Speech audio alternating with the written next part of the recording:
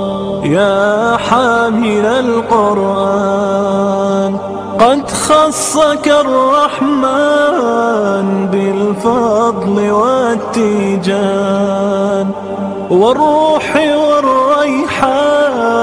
يا حامل القرآن، قد خصك الرحمن بالفضل والتيجان والروح والريحان.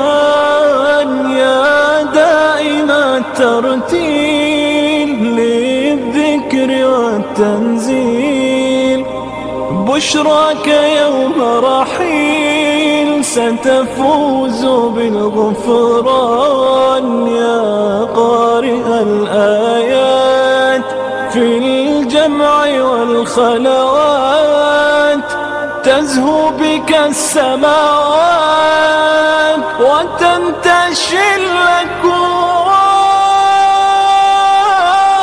يا حامل القرآن، يا حامل القرآن، يا حامل القرآن.